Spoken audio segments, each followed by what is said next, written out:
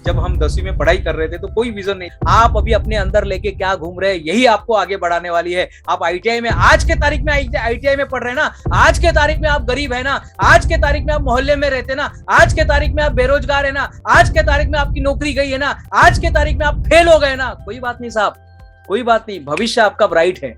बचपन में कहीं तो भी एक बोलते ना कि कहीं तो भी एक उम्मीद की एक छोटी सी किरण किसी ने डाल दी थी।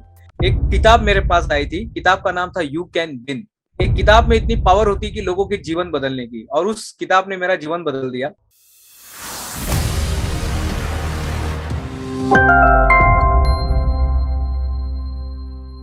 Hello and welcome to the new episode of Safalta talks. मैं हूं आपकी host Yukta Sharma. Well today we have doctor Dinesh Gupta. Sir welcome to Safalta talks. धन्यवाद मैम, थैंक यू। सर सबसे पहला मेरा आपसे यही क्वेश्चन रहेगा कि आपके ये मोटिवेशनल स्पीकर की जो शुरुआत हुई है वो कहाँ से हुई, और आपको कहाँ से ऐसा मोटिवेशन आया कि आपको ये लाइन चूज करनी चाहिए या समाज में ऐसा काम करना चाहिए? पहले तो मैम बहुत बहुत धन्यवाद इस सवाल के लिए। ये जो जर्नी थी, मोटिवेशन की जो जर्नी थी, ये बचपन में कहीं तो भी एक बोलते ना कि कहीं तो भी एक उम्मीद की एक छोटी सी किरण किसी ने डाल दी थी।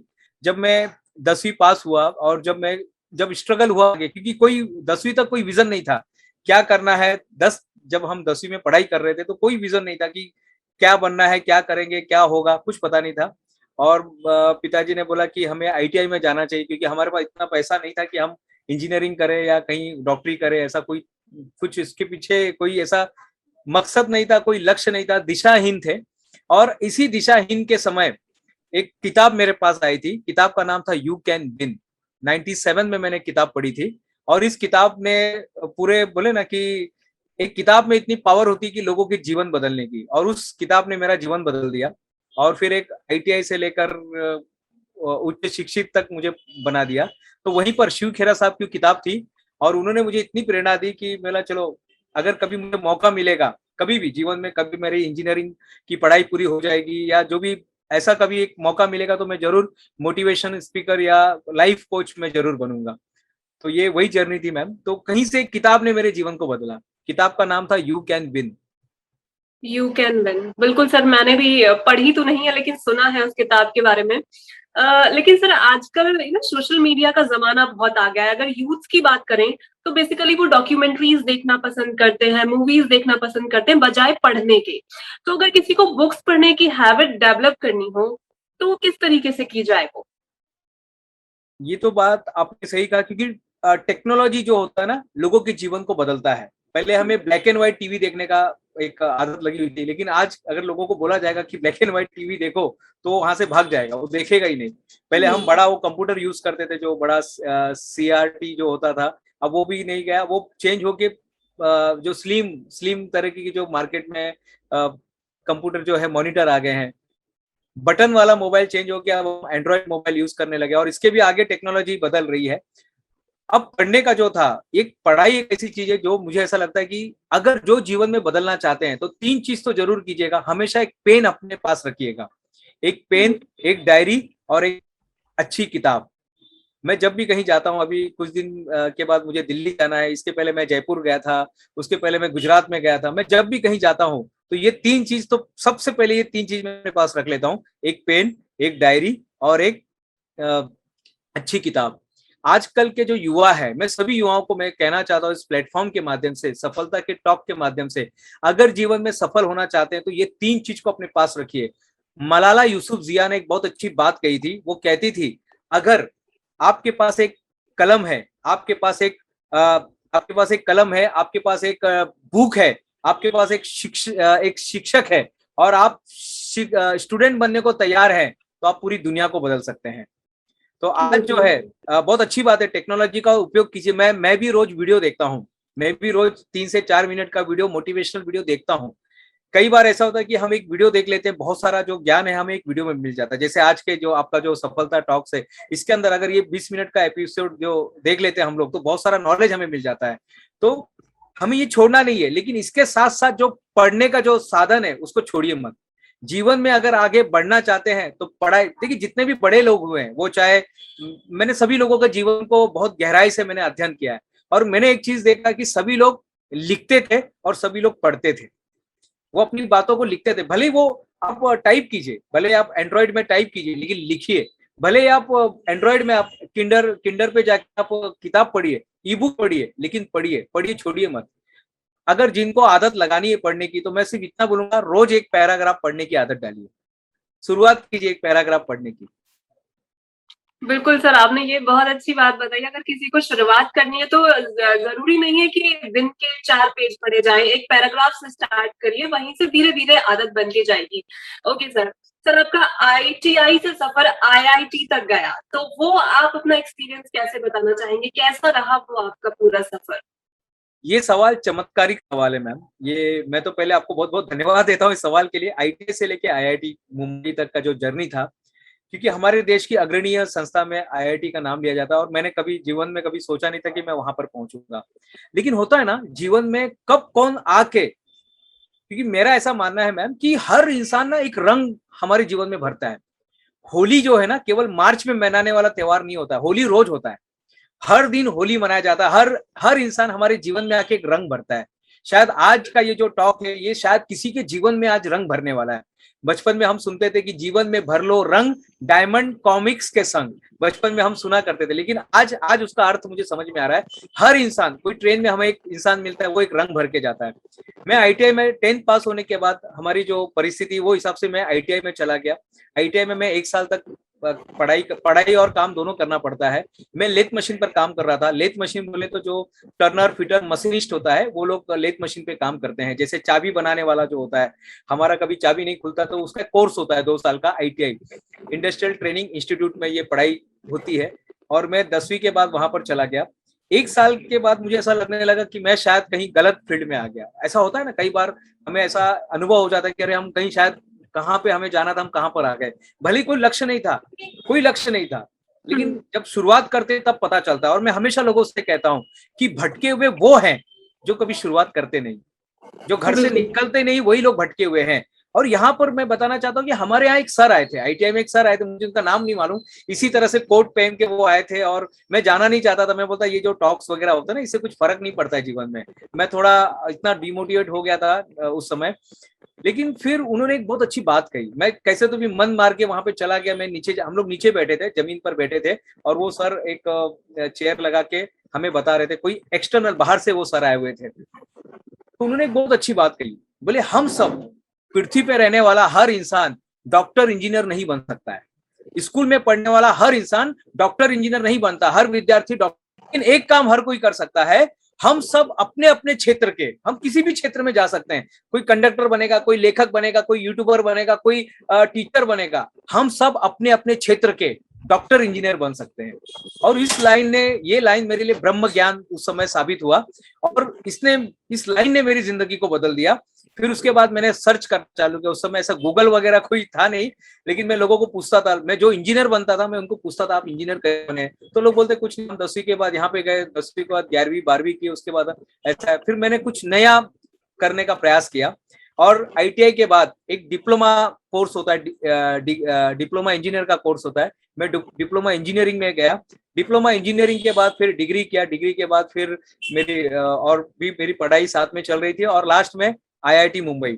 मैं जहां पर काम करता था, जिस कंपनी में मैं जाता था काम करने के लिए, उसी रास्ते में आईआईटी मुंबई आती थी, और मैं रोज बस से उनको देखा करता था। This is called law of attraction. और रोज देखा करता था, तो अंदर से वो एक प्रज्ञा जग गई, अंदर से एक कहीं से ऐसा उम्मीद जग गई कि हमें भी यहाँ पर एडमिशन लेना चाहिए।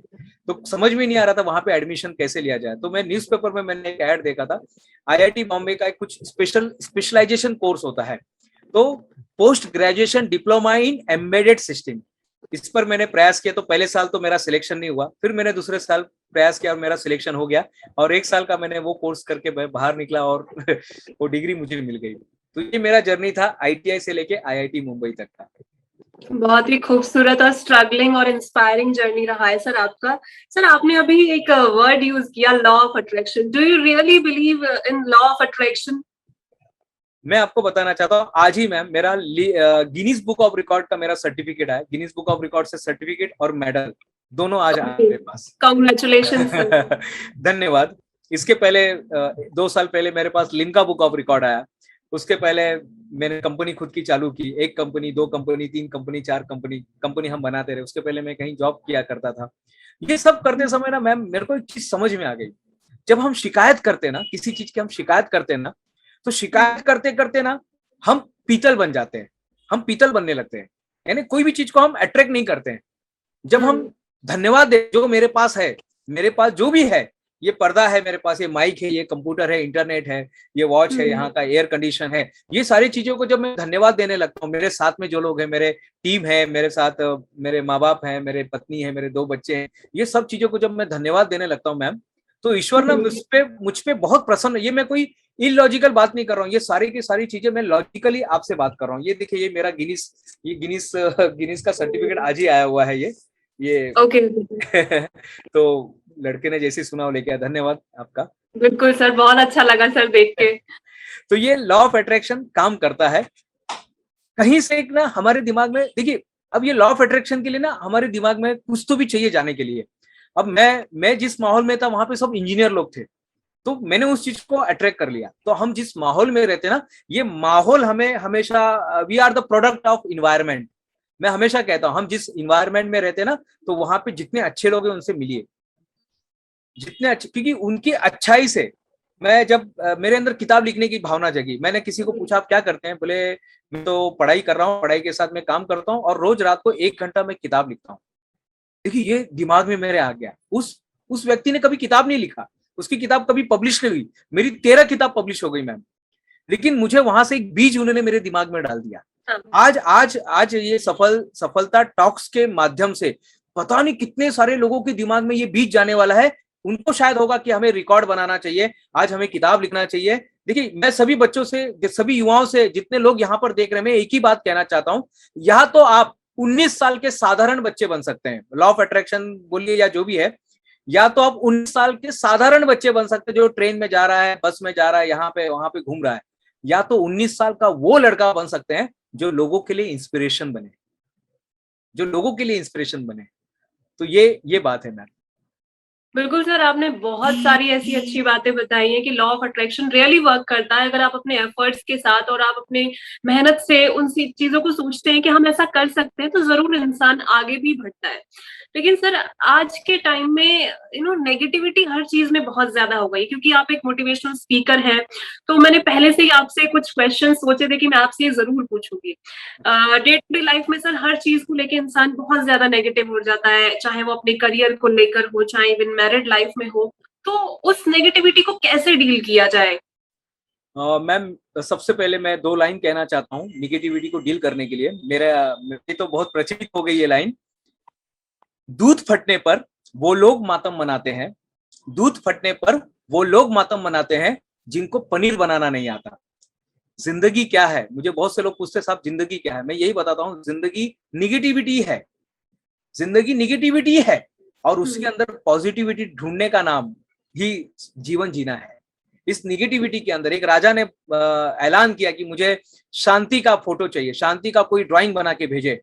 तो बहुत सारे जो दरबारी लोग थे, वहां के गांव वाले थे, सभी चित्रकार ने शांति का फोटो बनाया, किसी ने कबूतर का फोटो बनाया, पेड़ का बनाया, जंगल का, शांति का, सूरज डूब रहा है, सूरज निकल रहा है, किसी ने बनाया, लेकिन किसी को भी अवार्ड नहीं मिला। अवार्ड किसको मिला? एक तूफान वाला, एक तूफान आ रहा था, एक पेड़ गिर रहा था, यानी लहरें ऊंचाई उफान मार रही थी, कुछ भी बिजली कड़क रही थी, और उसको राजा ने, उस चित्र को राजा ने क्या किया, उस शांति का सर्वश्रेष्ठ ड्राइंग घोषित किया।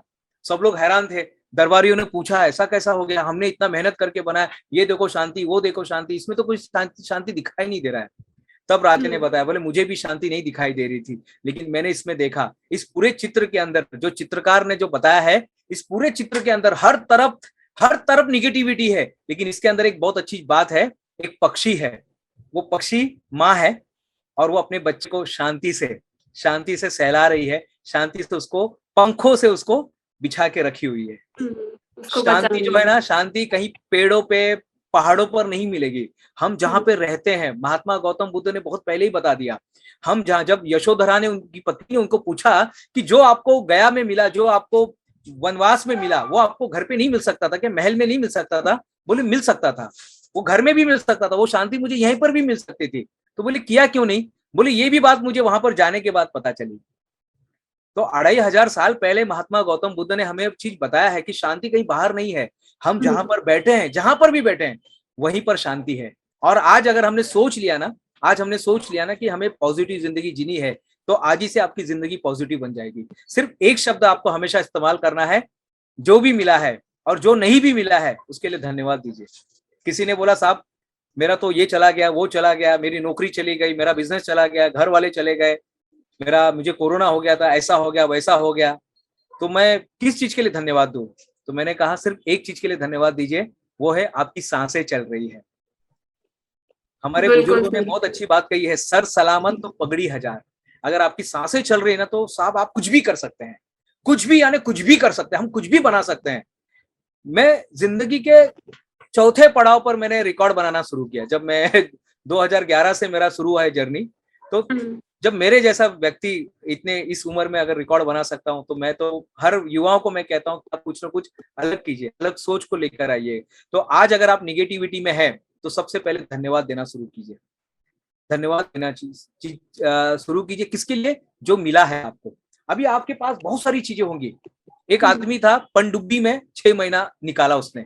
अमेरिका में एक आदमी ने, पनडुब्बी होता है जो सबमरीन बोलते हैं, सबमरीन के अंदर उसने 6 महीना निकाला। और जब वो बाहर आया तो सब पत्रकार ने उसको सवाल पूछा, साहब बताइए क्या संदेश देना चाहते हैं समाज को? तो उन्होंने एक ही बात बोली, अगर पीने के लिए पानी मिल रहा है और खाने के लिए शुद्ध भोजन मिल रहा है ना, तो इंसान को किसी चीज की शिकायत नहीं करनी चाहिए। जिस दिन इंसान शिकायत करता है वो पीतल बन जाता है, और जिस दिन वो धन्यवाद देता है, वो हर चीज के लिए धन्यवाद देता है, माँ बाप को धन्यवाद देता है, बच्चों को धन्यवाद देता है, किसान को धन्यवाद देता है, तो वो उसकी जो ऑरा रहती है ना वो बढ़ जाती है, और वो पॉजिटिव वालों के साथ कनेक्ट होने लगता है। एक छोटा सा उदाहरण देना चाहता हूं मैम, आपने जो सवाल पूछा है निगेटिविटी में पॉजिटिव कैसे रहे। जब हम निगेटिविटी के बारे में सोचते हैं, आप ये सोचिए कि आप एक रोड के बीच में खड़े हैं और रोड के दोनों तरफ लाइट लगी हुई है, इस तरफ भी लाइट है और यहाँ पर भी लाइट है, दोनों तरफ लाइट लगी हुई है। एक लाइट ये मान के चलिए कि निगेटिविटी की लाइट है, यानी आपने एक बार वो बटन चालू कर दिया तो सारे लोगों से आप कनेक्ट हो जाओगे। और एक तरफ पॉजिटिविटी की लाइट है, तो जितने जन को आप यानी आपने उसको अगर एक बार टच कर लिया, उसके बारे में सोच लिया, तो उसके बारे में जितने भी है उनके साथ आप कनेक्ट हो जाएंगे। लाइफ जब हम निगेटिविटी एक बार हम पकड़ लेते हैं, तो याद रखिए उससे सारी की सारी जुड़ी घटनाएं हमारे जीवन में आने लगती है। इसलिए बोलते हैं ना कि गरीबी में आटा गीला, बहुत सोच समझ के लोगों ने बनाया है। यानी एक बार आपने निगेटिव सोच लिया, अगर एक बार हम घर से लेट हो गए, तो आप कभी अनुभव लीजिएगा, तो आपकी पूरी की पूरी जो कायनात होती है ना, वो सब late late late late late late, और सबका सब पूरा लेट हो जाता है। और कहीं हम जल्दी पहुंच जाते हैं ना, तो सारा चीज हमें सपोर्ट करने लगता है, हर चीज हमें सपोर्ट करने लगती है। तो हम किस मानसिकता के साथ घर से निकलते हैं, किस मानसिकता के साथ हम बैठे हैं यहाँ पर, बहुत जरूरी है। तो निगेटिविटी अगर आती है, तो सबसे पहले आपका ध्यान पॉजिटिविटी पर लेकर जाना है और धन्यवाद देना है। बिल्कुल सर, बहुत ही अच्छे तरीके से आपने सारी चीजें साझा करी है कि नेगेटिविटी आए तो उसे दूर करके पॉजिटिव चीजें सोचनी चाहिए, और सबसे अच्छी बात है आपको ग्रेटिट्यूड करना चाहिए। यस। जो भी मिली उनका थैंक्स करना चाहिए। आपकी सांसें चल रही हैं, यही बहुत बड़ी बात है। और जबकि पिछले साल कोरोना से हमने ये बहुत सारी बातें सीखी है, किसी ने अपने माँ बाप को खो दिया, किसी ने अपने परिवार वालों को खो दिया है।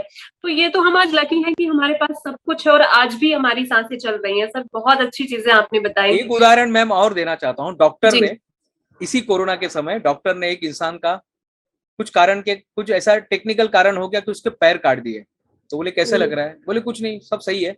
उसके दोनों हाथ काट दिए। बोले कैसे लग रहा है? यानी कुछ था ऐसा, बीमारी ऐसी थी कि एक एक शरीर का उसका अंग काटते जा रहे थे, और लास्ट में ना सिर्फ उसका शरीर थोड़ा सा ही बचा था। तो बोले कुछ फर्क पड़ा? बोले कुछ नहीं, मैं तो जिंदा हूं, कुछ भी नहीं। मैं, उसके पास पैर नहीं था, हाथ नहीं था, किडनी नहीं था, फिर भी वो बेचारा इतना सा ही हो गया था, वो इंसान इतना सा ही हो गया था। और जब उसको पूछा गया, तो बोले कुछ नहीं, मुझे तो कुछ फर्क नहीं पड़ा, मेरे को तो कुछ, वो आपको फर्क पड़ रहा है, मैं अलग अलग दिख रहा हूं, लेकिन मुझे कुछ फर्क नहीं पड़ा। मैं जिंदा हूं, मैं जिंदा हूं, बस ये मेरे लिए इंपॉर्टेंट है। हम जिंदा हैं, ये इंपॉर्टेंट है। धन्यवाद मैम।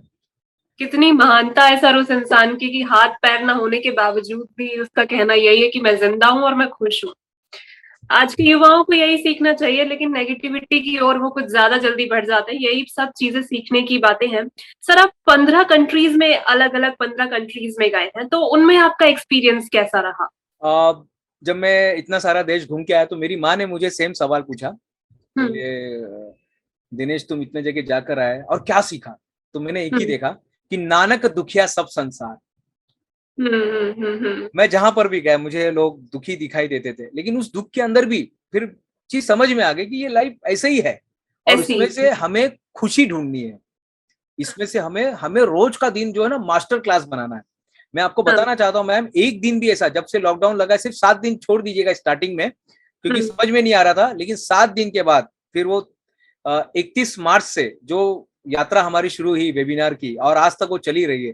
रोज कहीं ना कहीं, इसके पहले भी कहीं मेरा प्रोग्राम चल ही रहा था, वो खत्म करके मैं यहाँ पर आया, तो कहीं ना कहीं हमारी यात्रा चली रही है। अभी 2 दिन के बाद फिर मैं दिल्ली में कहीं मेरा प्रोग्राम है, तो एक दिन भी हम घर में नहीं बैठे। तो ये यात्रा चली रही है, क्योंकि एक चीज समझ में आ गई है। वो चाहे ओमान होने दीजिए, सलाला होने दीजिए, जंजीबार, तांजानिया, अफ्रीका के अलग अलग कॉन्टिनेंट होने दीजिए, मॉरिशियस होने दीजिए, सब जगह सब देशों में मुझे, यानी हर इंसान कुछ ना कुछ सिखाता है हमें। बिल्कुल। लेकिन हम कैसे है, ये मैंने देख लिया है मैम कि दुनिया ना हमारा प्रतिबिंब है। ये दुनिया पूरी जो है ये हमारा प्रतिबिंब है। जैसे एक एक एक डॉगी था, वो कांच के मंदिर में चला जाता है गलती से, वो कांच के मंदिर में गया और चारों तरफ से जो कांच उसको देख रहे थे, उसको भूख रहे थे, एक्चुअली यही भूख रहा था, लेकिन वो भी भूख रहे थे। और ये जो डॉगी था ना, ये गुस्से में था, ये गुस्से वाला डॉगी था। तो वो बोलता कि सारे लोग मुझे भूख रहे हैं, तो उसने ना हल्ला करना चालू कर दिया, वो कांच में ना हल्ला करना चालू कर दिया। और वो जब कुकुर जो डॉगी था जब वो बाहर आया, तो लहू लुहान होके बाहर आया। और वो कहता है कि अंदर जो लोग हैं ना, अंदर के डॉगी लोग अच्छे नहीं है। एक्चुअली डॉगी लोगों का कोई सवाल ही नहीं था, जो कुछ था इसके अंदर ही था। और हम जब दुनिया में जाते हैं, हर इंसान हमारा एक प्रतिबिंब होता है। दुनिया वैसी नहीं है जैसे हम देखते हैं, दुनिया वैसी है जैसे हम हैं। ये मुझे समझ में आ गया मैम। बिल्कुल सही बात है सर। बिल्कुल अलग अलग जगह का अलग अलग तरीके का एक्सपीरियंस होता है। सर आपने अभी तक 12 किताबें लिख चुके हैं और 13 आपकी अपकमिंग है, आने वाली हैं। तो उन 12 किताबें जो आपने अभी तक लिखी हैं, जैसे कोई भी चीज हम लिखते हैं तो उसके लिए टॉपिक सेलेक्ट करते हैं। आपने 12 किताबों के लिए अलग अलग टॉपिक्स पे लिखी हुई हैं। तो हाँ, किसी भी एक दो किताब का टॉपिक बताएं और आपने वो क्यों चूज करा वो टॉपिक? टॉपिक जो है, पहला जो मेरी किताब थी वो विजयी भव थी। ये पूरी तरह से प्रेरित थी यू कैन विन से, जीत आपकी से, ये पूरी तरह से प्रेरित थी। और जिस तरह से शिव खेरा साहब ने अलग अलग जो कहानियां के माध्यम से उन्होंने बताया, तो मैंने भी उसमें बहुत सारे, ये एक्चुअली कंपाइल्ड है, मैं लेखक नहीं बोलूंगा पहली किताब का।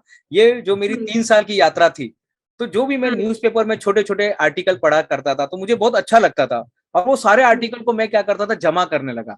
सारे आर्टिकल को मैं कहीं तो भी कंपाइल्ड करने लगा, और वो कंपाइल्ड करके 40 आर्टिकल तैयार होने के बाद हमने उसका किताब बना दिया।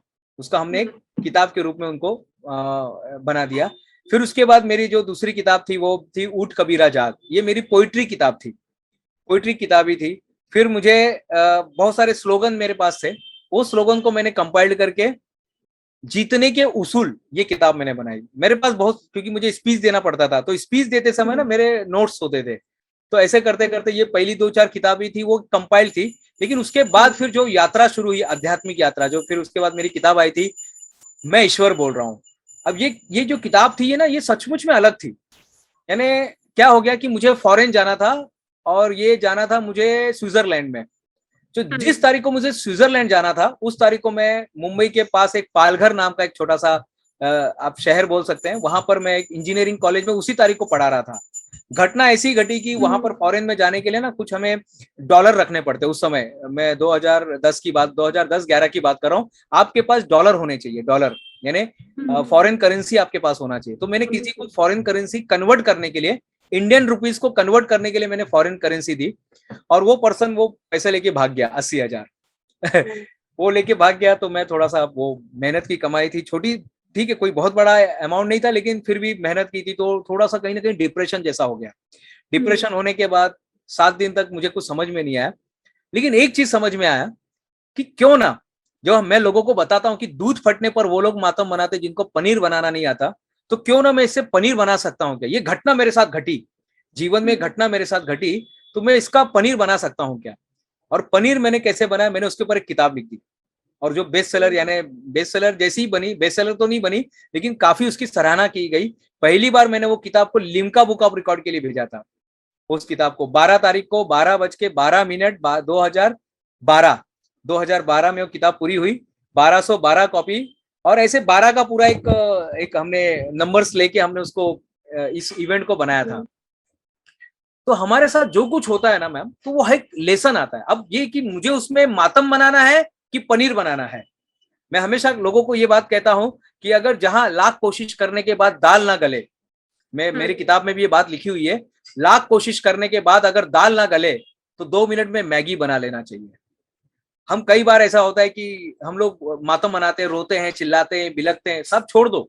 मुझे जाना था स्विट्जरलैंड, नहीं गया, कोई बात नहीं, मैं जहां पर था मैंने वहां से मैंने नई जिंदगी शुरू की। ये मेरा नया अध्याय था, मेरे लाइफ का जो सेकंड फेज था वो टीचर, ऐसे प्रोफेसर बन के, मैं इंजीनियरिंग का प्रोफेसर बन के मैंने अपने आप को वहां पे प्रस्तुत किया, और मुझे पता चला कि मेरे जैसे प्रोफेसर की बहुत जरूरत है। तो ये पता चला। फिर उसके बाद फिर भगवत गीता पर मैंने किताब लिखी, दैनिक जीवन में भगवत गीता। जब मैंने एनएलपी पे काम करना शुरू किया तो मुझे पता चला कि एनएलपी तो पहले से ही भगवत गीता में लिखा गया है। जब अर्जुन पूछते थे, सेकेंड अध्याय में उन्होंने पूछा अर्जुन ने कि हर चीज को कंट्रोल किया जा सकता है लेकिन मन को कंट्रोल नहीं किया जा सकता है, तो मन को कैसे कंट्रोल करें? और बस इसी पर वो किताब बन गई, दैनिक जीवन में भगवत गीता। तो जैसे अध्यात्म का नियम और विज्ञान का नियम, ये दो अलग अलग नियम है। विज्ञान का नियम कहता है आपके पास अगर कारण है ना तो परिणाम मिलेगा, आपके पास कारण है तो परिणाम मिलेगा। अगर मैं यहाँ पर अगर जोर से मारूंगा, अगर मैं किसी चीज को जोर से मारूंगा तो नेचुरली वो या तो वो अंदर चली जाएगी या तो मेरे हाथ में जख्म हो जाएगा, ये दो चीज आएगा। लेकिन अध्यात्म का नियम क्या कहता है, विज्ञान का नियम कहता है कारण है तो परिणाम मिलेगा, लेकिन विज्ञान अध्यात्म का नियम कहता है अगर आपके पास परिणाम है, आपके पास अगर परिणाम है तो कारण अपने आप मिलेगा। आप जिंदगी में बनना चाहते हो, doctor, engineer, Limca book of record holder, लेखक, जो भी आप बनना चाहते हो, जो भी आप पत्रकार बनना चाहते हो, ये है आपका परिणाम। और जब आपने सोच लिया ये मेरा परिणाम है तो आपको कारण अपने आप मिलेगा। बिल्कुल सर, बिल्कुल, बहुत ही मोटिवेशनल बातें आपने बताई हैं। आज का ये जो हमारा एपिसोड है सफलता टॉक्स का, बहुत ही अच्छा एपिसोड जाएगा, बहुत ही हिट जाएगा। इवन मुझे भी बहुत सारी चीजें पर्सनली आपसे देखिए अभी आप परिणाम देख रहे हैं आप परिणाम देख रहे हैं तो कारण अपने आप मिलने वाला है आपको। बिल्कुल सर, बहुत सारी चीजें आपने अच्छी अच्छी बताई हैं। सर, अगर कोई भी स्टूडेंट है या कोई भी इंसान है, अगर वो खाली है, उसके पास कोई काम नहीं है करने के लिए और उसकी इच्छाएं बहुत है कुछ करने की, तो उसे क्या करना चाहिए, लेकिन वो कर नहीं पा रहा है? बुजुर्गों ने एक और कहावत कहा है, मैं कहावत से मैं आपको बताना चाहता हूँ क्योंकि आपके सारे सवाल है, ये सारे सवालों का मैं किसी न कहीं पर इसका जवाब दे चुका हूँ। बुजुर्गों ने कहा है कि खाली दिमाग शैतान का घर, ये उन्होंने कहा है और ये सही भी है। लेकिन कोरोना में ये कोरोना में लागू नहीं हुआ, क्योंकि कोरोना में भी ऐसा हुआ था, खाली दिमाग हो गया था, लेकिन उसको लोगों ने शैतान का घर नहीं बनाया। मैंने देखा हूं कि इसी कोरोना में बहुत से लोग टूट गए, बहुत से लोग टूट गए। लेकिन मैं बताना चाहता हूं इसी कोरोना में बहुत से लोगों ने रिकॉर्ड भी तोड़ दिया। हमारी भी एक रिकॉर्ड की कंपनी है, OMG बुक ऑफ रिकॉर्ड। हमारे पास बहुत सारे एप्लीकेशन है, बहुत सारे, सर मैंने ये किया वो किया, हमने रिकॉर्ड दिया है, हमने ऑनलाइन चेक किया, उनको रिकॉर्ड दिया है। तो मैं यही बताना चाहता हूं कि जो लोग सोचते बहुत सारा है, तो बस यही मैं बोलना चाहता हूं, क्योंकि ये प्रॉब्लम किसके साथ आता है, जो लोग मल्टी टैलेंटेड होते हैं उन्हीं के साथ आता है। लेकिन जो टैलेंटेड ज्यादा नहीं है ना, जो लोग ज्यादा टैलेंटेड नहीं है ना और जो एक्शन लेने में माहिर होते हैं ना, वो जल्दी सक्सेस हो जाते हैं। प्रॉब्लम मैंने देखा मैम कि इतने लोगों 1,88,000 लोगों को मैंने अब तक उनके जीवन में हमने परिवर्तन लाया है। ये तो मेरे पास रिटर्न है। ये जो बातें हैं कि लॉकडाउन में लोगों ने बता दिया कि जरूरी नहीं है। हमारे ओशो जो थे, ओशो बाबा कहते थे एकांत जो होता है ना, जो व्यक्ति ज्यादा समझदार नहीं है उसके लिए एक एकांत जेल के समान है। लेकिन यही एकांत किसी समझदार व्यक्ति के लिए, जो जिसके अंदर एक प्रज्ञा जग गई है, जिसके अंदर एक समझ जग गई है, तो उसके लिए एक अवसर है। मैं जानता हूं हमारे एक मित्र हैं, विकल चौरसिया सर हैं, जिन्होंने 5 कंपनी बना दी। इस दिन आत्मनिर्भर भारत की घोषणा की गई, उन्होंने 5 कंपनी की घोषणा कर दी। वो बोले अरे ये तो बहुत अच्छा है कि मैं कोरोना के अंदर ये बना सकता हूँ, वो बना सकता हूँ, ये ऐसे से उन्होंने चीज की। मैं आपको बताना चाहता हूँ मैम, इसी इसी कोरोना के समय हम भी चाहते तो खाली दिमाग बैठ सकते थे, लेकिन नहीं, हमने हमेशा कुछ ना कुछ करते रहे, किताबें पढ़ते रहे, यूट्यूब पर ये देखते रहे, वो देखते रहे, हमेशा प्रोडक्टिव काम करते रहे। और एक बताते हुए मुझे बहुत हर्ष हो रहा है मैम, और ये बात हमने सरकार, हमारे शासन को भी मैंने ये मेल भेजा हुआ है, चिट्ठी भेजी हुई है। हमने लेक्चर लेते लेते, सेशन लेते लेते हमने माइंड वैक्सीन तैयार कर दिया। ये पूरे विश्व में पहली बार ऐसा कुछ हुआ है कि माइंड वैक्सीन, माइंड वैक्सीन जो होता है ना, क्योंकि देखिए शरीर के लिए तो हम लोग ले रहे हैं ना, शरीर के लिए तो हम लोग कोविशील्ड ले रहे हैं, अलग अलग हमारे पास वैक्सीनेशन तैयार हो गई है, लेकिन माइंड के लिए क्या? जो क्षति हमारे दिमाग में पहुंची है, अभी सफलता टॉक भी तो वही काम कर रही है, सफलता टॉक भी तो वही काम कर रही है, वैक्सीनेशन कर रही है, लेकिन कौन सा? माइंड का। तो हमने एक प्रॉपर माइंड वैक्सीन तैयार कर दिया, इसी खाली दिमाग से, इसी खाली, कुछ पता नहीं था वैक्सीनेशन क्या था, वही नहीं पता था, लेकिन 6 महीने में मैम आप यकीन नहीं करोगे, अचानक में वो चीज तैयार हो गई, और 6 महीने में हमने 50 कंट्री के अंदर, 50 देशों में, भारत में तो बहुत सारी संस्थाओं में देख चुका है हम, 50 कंट्री के अंदर ये हमने सेशन लिया हुआ है। This is really great sir. तो हाँ, सभी लोगों को मैं बताना चाहता हूँ, अगर खाली दिमाग होता है तो आपके पास दो अवसर है, या तो उसको शैतान का घर बनाओ, या तो उसको भगवान का घर बनाओ। बिल्कुल बिल्कुल सर, डिपेंड करता है इंसान के ऊपर कि किस तरीके से वो चीजों को एक्सेप्ट करता है और किस तरीके से उनमें अग्रसर होता है। Sir, Limca book of world records आपने अभी तक बनाया हुआ है, और भी आपके प्राउडेस्ट अचीवमेंट्स अभी तक रहे हैं, तो उनके बारे में आप क्या शेयर करना चाहेंगे कि जब आपको सफलता मिलती है तो किस तरीके का एक्सपीरियंस रहता है? सफलता हमेशा बलिदान मांगती है, सफलता हमेशा कुछ नई चीजें मांगती है।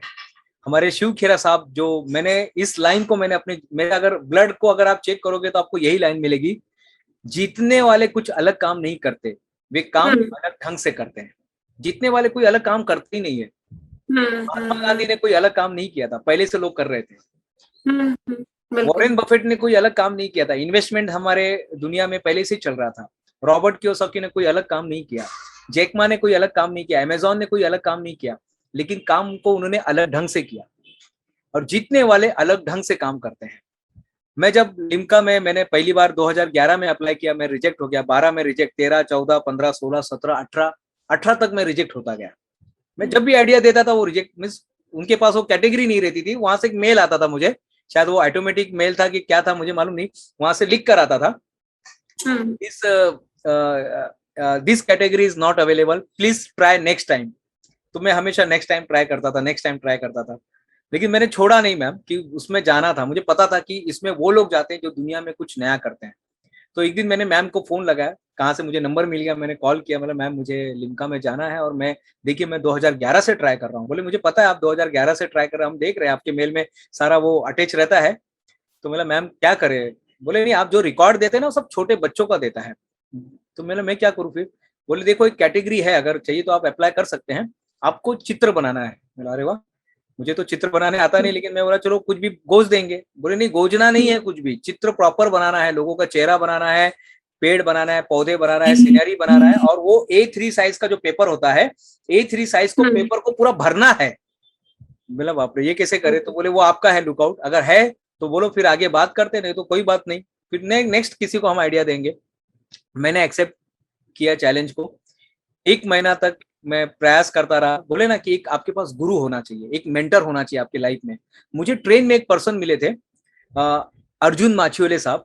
मैं उनके पास, उनको मैंने फोन लगाया, बोले साहब मुझे ड्राइंग सीखना है। बोले ड्राइंग सीखना है ये उम्र में? मतलब क्यों, आप तो बोलते हो सीखने की कोई उम्र नहीं होती है। तो मुझे देखने लगे, बोले चलो ठीक है, 1.5 घंटा मैं दे सकता हूँ। मैं उनके घर पे गया सीखने के लिए। तो बोले क्या खाओगे, वेज खाओगे क्या नॉन वेज खाओगे? मैंने नहीं साहब, मैं खाने के लिए नहीं आया, बस सीखने के लिए आऊँ, मैं भूखा हूँ सीखने का। तो बोले नहीं, खाना तो खाना पड़ेगा। तो मैं उनके साथ खाना खाया और मैंने ड्राइंग बनाना वहां पे सीखा। 1.5 घंटे मात्र में उन्होंने मुझे चेहरा बनाना सिखाया। अब यकीन नहीं करोगे मैम, उस दिन पहली बार मुझे पता चला कि 2 आंख के बीच में 1 आंख का गैप होता है।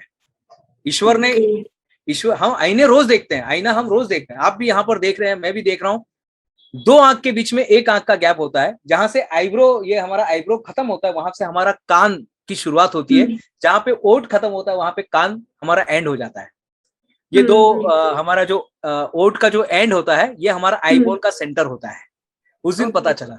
और मैं 1.5 घंटे में सीख गया। फिर मैंने ट्रेन में, बस में, शादी में, जहां पर भी मैं जाता था, बर्थडे में जाता था, मैं लोगों का चेहरा बनाना शुरू कर दिया। चेहरा बनाना करते करते करते लोग देखते थे। मेरे को अगर ट्रेन में बैठने को जगह नहीं मिलती तो मैं नीचे बैठ जाता था, क्योंकि वो प्रॉपर खड़े होके नहीं बना सकते, आपको प्रॉपर बैठना पड़ता है। तो मैं नीचे बैठ जाता था मैम, और नीचे बैठ के मैं ड्राइंग बनाया करता था। और उसका नतीजा ये हुआ, 6 अप्रैल 2019 को मैं बैठा, 5 अप्रैल को मैं बैठा, और 6 अप्रैल यानी 24 घंटे में 415 चित्र बना के मेरा विश्व रिकॉर्ड बन गया। लिम्का बुक ऑफ रिकॉर्ड में मेरा नाम गया। तो सफलता कुछ तो भी आपसे मांगती है, और वो है कंफर्टेबल जोन से बाहर निकलो। हमको लगता है कि हम ये कर नहीं सकते, पहली बार हमको यही लगेगा हम कर नहीं सकते हैं, लेकिन जब आप बार बार करने लगते हो ना, तो आपकी हैबिट बन जाती है और आप कर लेते हैं। जब आप हिमालय की चोटी को देखते हैं तो आपको लगता है मैं नहीं पहुंच पाऊंगा, लेकिन हम जब शुरुआत करते हैं, जब हम शुरुआत करते हैं तो हम वहां पर पहुंच जाते हैं। तो शुरुआत करना बहुत जरूरी है। बिल्कुल सर, बहुत ही इंस्पायरिंग लगा मुझे ये सुनकर कि जिसको चित्र बनाना नहीं आता और उसने दो मतलब 24 घंटे में 415 चित्र बनाकर ये रिकॉर्ड कायम किया है। सर बहुत ही इंस्पायरिंग आपकी ये स्टोरी है। सर लास्ट क्वेश्चन सर, मैं आपसे यही पूछना चाहूंगी, मैं आपकी स्टोरी के बारे में बोल रही थी कि आपका Limca book of world record जो है, जिसको चित्र बनाना नहीं आता सर, आपने 24 घंटे में 415 चित्र बनाए। ये बहुत ही इंस्पायरिंग है सर, बहुत ही ज्यादा। लास्ट क्वेश्चन सर मेरा आपसे यही रहेगा, यंग माइंड्स के लिए आप क्या एक ऐसा मूल मंत्र देना चाहेंगे कि जिससे कि वो मोटिवेटेड रहे, या फिर अगर किसी को क्योंकि बहुत से लोगों का ये आजकल सपना भी मैं देखती हूँ कि जब मैं कॉलेज में थी, बहुत से लोगों का ये सपना है कि वो भी मोटिवेशनल स्पीकर बने। सपना है लेकिन उसको करना कैसे ये उन्हें नहीं पता है।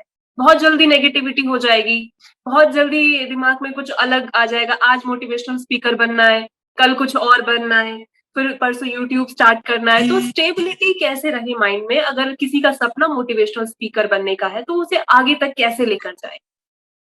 4 बातें मैं बताना चाहता हूँ यहाँ पर।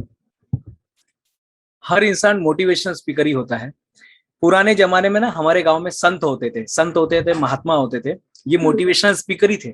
हमारे घर में कोई भी तकलीफ होता था, हम संत के पास जाते थे, और वो हमारा तुरंत कुछ ना कुछ भी जो भी है, कोई तो भी टीका बांधते थे, कोई हाथ में धागा बांधते थे।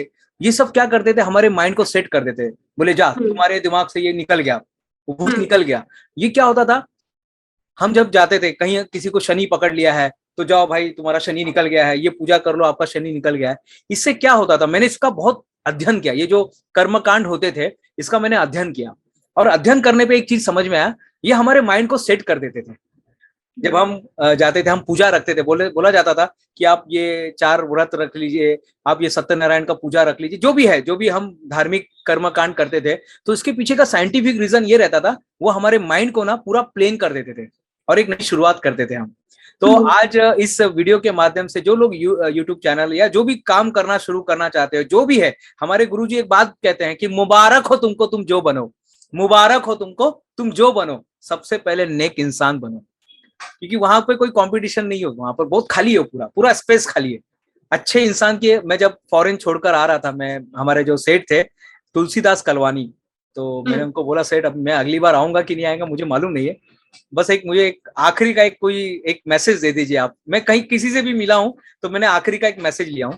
तो उन्होंने बहुत अच्छी बात बोली, बोले अच्छे आदमी की हमेशा जरूरत रहती है। भले टेक्निकल कुछ भी होने दीजिएगा, टेक्निकल कुछ भी होने दीजिएगा, लेकिन अच्छे आदमी की जरूरत हमेशा होती है। तो याद रख, वो बात मैंने आज भी याद रखा। और आज इस वीडियो के माध्यम से 4 बातें मैं बताना चाहता हूँ। पहली बात है कि हमारे माइंड को सेट कर लीजिए। हमारे घर में सोफा सेट है, हमारे घर में बर्तन का सेट है, हमारे घर में चद्दर तकिए का सेट है, सोचिए हर चीज का सेट है, शूज का सेट है, चप्पल का सेट है, गहनों का सेट है, लेकिन हमारा माइंड सेट नहीं है।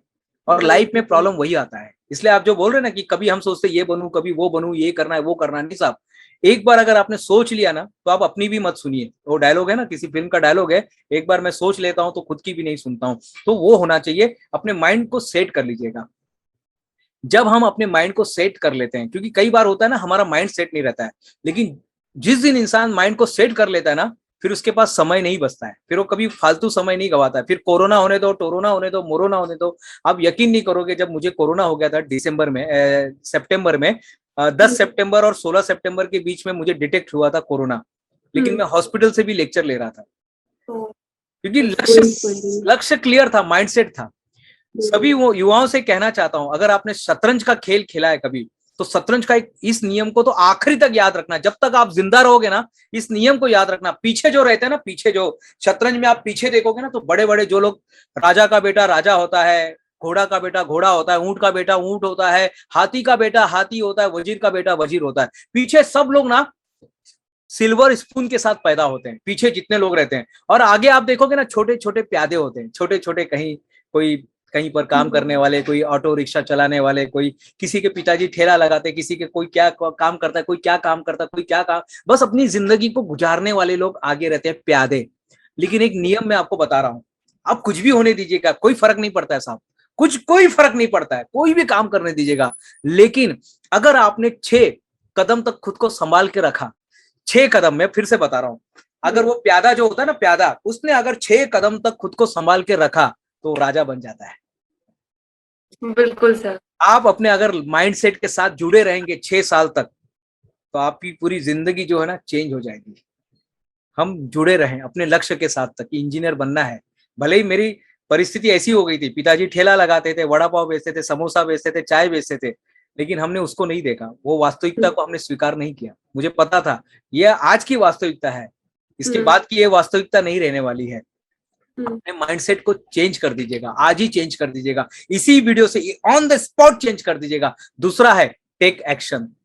आप जो बनना चाहते हो, लेखक बनना चाहते हो, पायलट बनना चाहते हो, मेरा ऐसा मानना है, वो कौन सा कतरा है जो दरिया नहीं बन सकता, वो कौन सा कतरा है जो दरिया नहीं बन सकता, वो कौन सी बूंद है जो सागर नहीं बन सकती है। हर बूंद के अंदर सागर बनने का एक उसके भविष्य होता है। तो आज से ना एक्शन लीजिए साहब, जितना हो सके एक्शन लीजिएगा, जहां पर भी जाते एक्शन लीजिएगा। आपको मंच पर बोलना है ना, बस माइक उठा लीजिए और चालू हो जाइए। लोग सुने नहीं सुने कोई फर्क नहीं पड़ता है, लेकिन आज से ये काम शुरू कर दीजिएगा।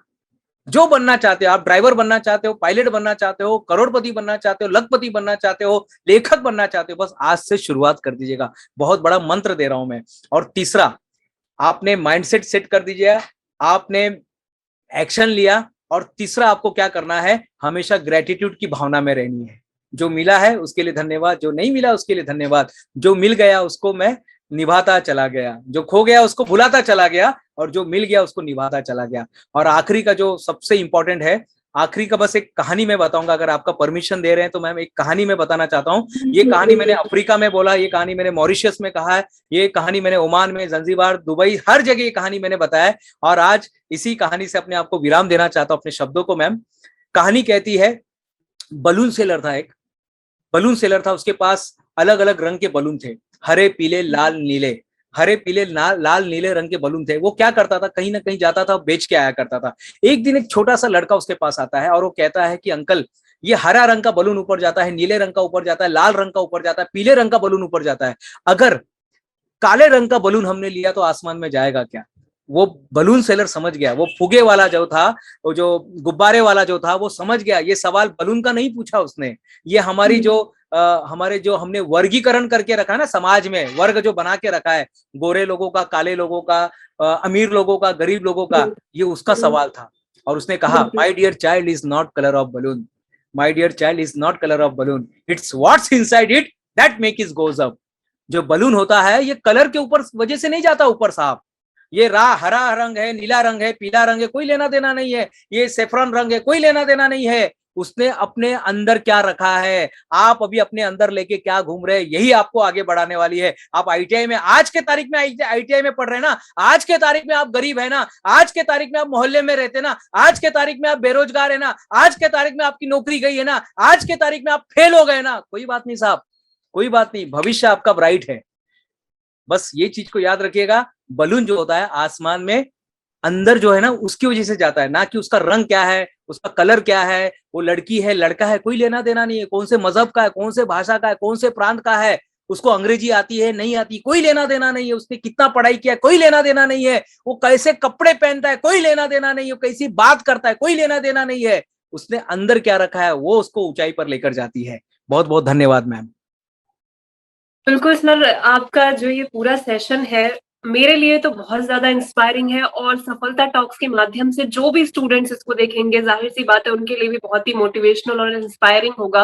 और मैं ये बिल्कुल चाहती हूँ कि ऐसे सेशंस सफलता टॉक्स पे होते रहें, क्योंकि मोटिवेशन की आज के टाइम में बहुत ज़्यादा ज़रूरत है। और सर आपने जितनी भी ये बातें बताई हैं, इनको मैं तो लागू करूँगी ही आज से अपने जीवन पे, और सफलता टॉक्स के माध्यम से ये जो हुआ है और भी स्टूडेंट्स को इंस्पायर करेगा।